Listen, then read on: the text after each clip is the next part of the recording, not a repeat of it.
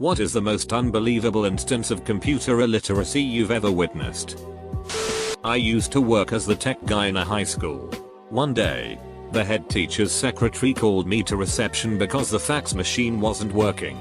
I had a look at it and it seemed to work fine. So I asked her to show me what she was doing when the fault occurred. So she put the document in the slot, typed in the number. The machine would up and the document popped out the other side. As normal. You see, she said. No, not really. What's the problem? She looked at me like I was a complete and utter moron. Snatched up the document and started waving it at me saying it's still here. And that's why I had to explain to a grown woman that a fax machine isn't a teleportation device. Edit, spelling, grammar. I honestly didn't expect this story to be so popular. Thanks everyone.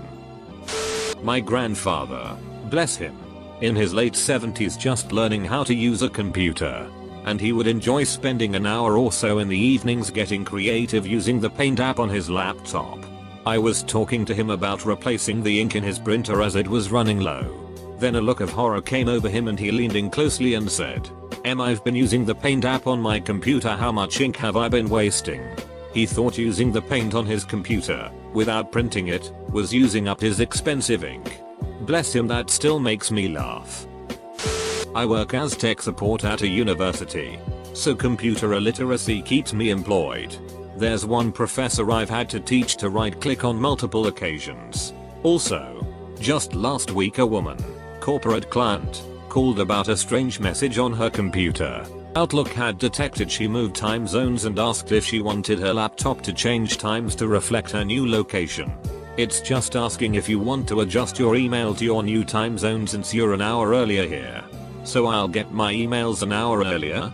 Some people really think computers are magic. I worked in tech support in the mid-90s at a company where computers for admins and sales were a relatively new thing. So I have million stories. Got a call from an employee insisting her new tested mouse wasn't working. Went through all the questions. Is it plugged in? Do you see the arrow on the screen? And could hear her clicking, so I knew she was at least doing something. I finally went to her desk and saw that she was using her mouse up against the monitor, trying to click on things right on the screen instead of understanding the mousepad on the desk. Cursor on the screen set up. My uncle has step-by-step instructions for accessing his email, which is the only thing he does on his computer. Anytime he makes a mistake, he shuts down the computer and starts over. He also moves the mouse into position, takes his hand off completely, then pokes the button very carefully. My mom seriously thinks she can only access email from the computer on which it was set up. She has created a new email address for each new computer she got. Edit, My grandmother flipped out when I showed her how to access her Hotmail account while on vacation in another state. She watched, mesmerized, as I showed her how one can log in from anywhere, as long as you have the correct username and password. The following week she sent a mass email to the family expressing her concerns about how nothing on the computer is safe and that I was able to hack into her computer from Florida. Major facepalm. I work with a guy who for 2 months and countless visits from our IT guy claimed that his computer was still going slow. So the IT guy set a dead computer tower, which isn't even plugged into anything, next to the one that he was using, and now my coworker says it goes twice as fast. It's called the placebo effect. My dad asked me what time a company's website closed. I told him 6 and we'll take care of it tomorrow.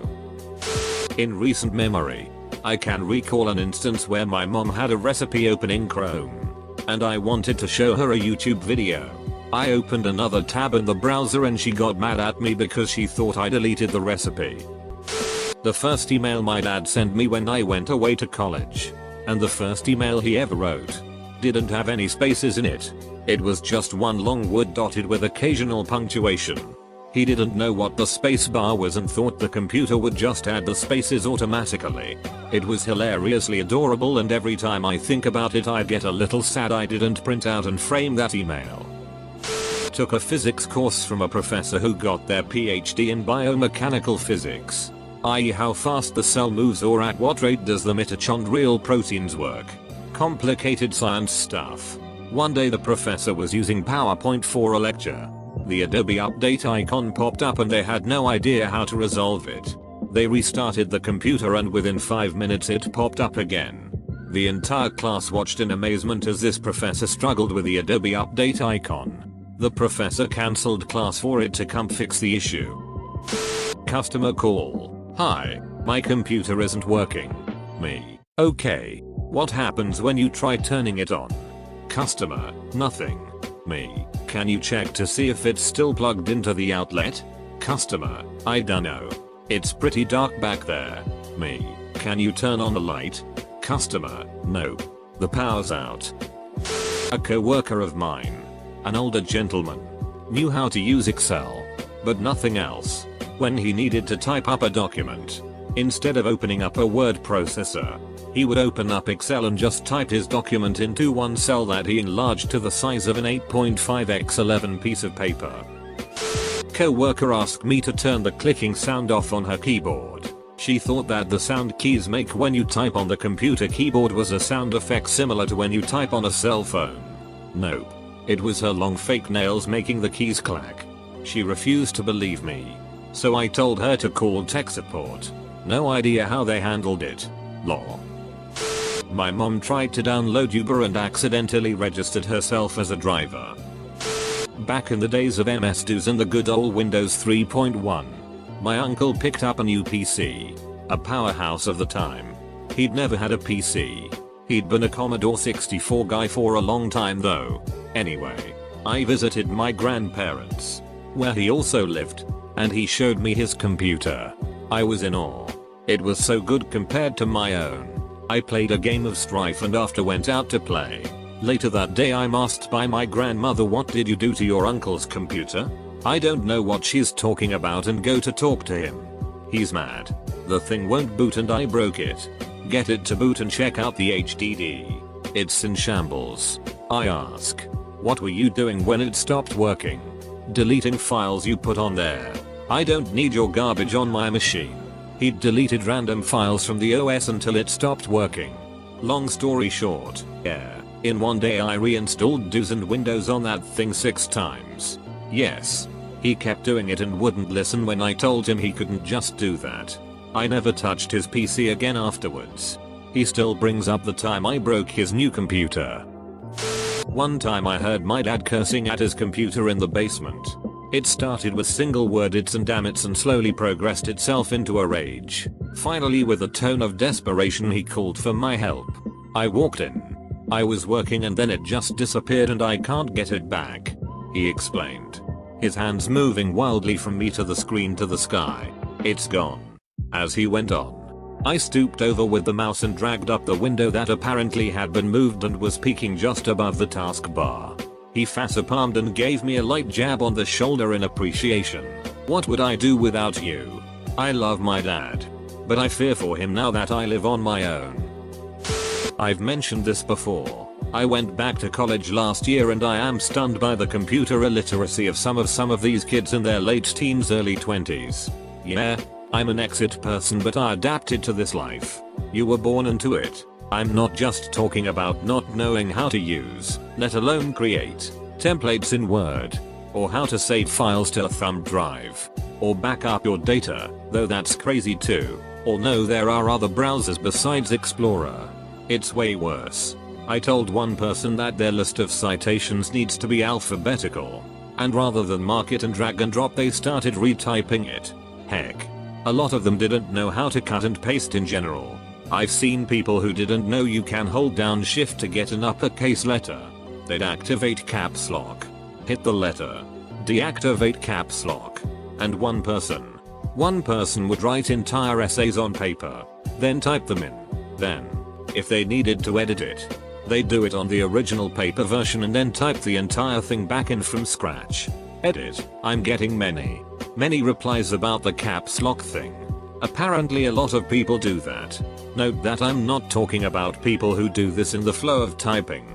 I'm talking about stop typing, hit caps lock, hit one key, hit caps lock, resume typing kind of situations. I worked with a woman who would tell me her web page was wrong. She didn't have a web page. It took me a while to figure out she meant her desktop display. Her excuse? I can't remember all those terms. You'll just have to know what I call stuff. I had to do support for the whole office. She thought it was perfectly reasonable that I should learn 12 different names for common computer things instead of her having to learn the correct ones. She was also a rick. She's also dead now. And I don't care. My coworker doesn't know how to create a PDF directly on the computer, so she prints things out then scans them to create a PDF.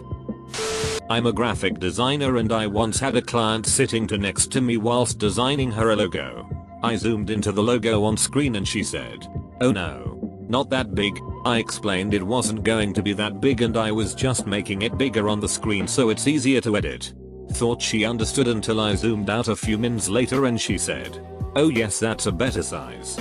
I once caught my little brother, then around age 10, holding a ruler against the screen to measure the size of the pictures of a collage he was planning to print. He's going into graphic design now. Sure come a long way. 1995-96. We, a small consultancy, got a call from an accountant who told us that his new PC system's HDD was reporting as full and he felt that was unlikely. I was sent to investigate and found that his HDD was indeed returning errors. I asked him what software he used and he said MS-DOS. I rephrased and asked what software he used for his accounting. He said again, MS-DOS. I asked him to show me and he began, straightforwardly enough at the time, by navigating to a working subdirectory. He then proceeded to create file after file after file. It turned out he was using DOS as a filing system, creating individual records by creating corresponding files. He wrote nothing in the file. All his information was contained in his choice of file names and extensions. It all worked. It did what he wanted. But it had put him at the limit of what a DOS file system could handle at the time. I sincerely hope my wife does not have a secret Reddit account or for that matter, does not know my Reddit account. If she does find this out, I'll probably not be alive. Whenever we had internet issues, she would yank out the RJ45 from the cable modem, blow air into it 10 times and place it back into the modem. I never understood this ritual, until one day I took up the courage to ask why. The response I got was that, since she was accessing too many sites, there could be a blockage in the modem. I did ask her the same question several times over the course of the next few years,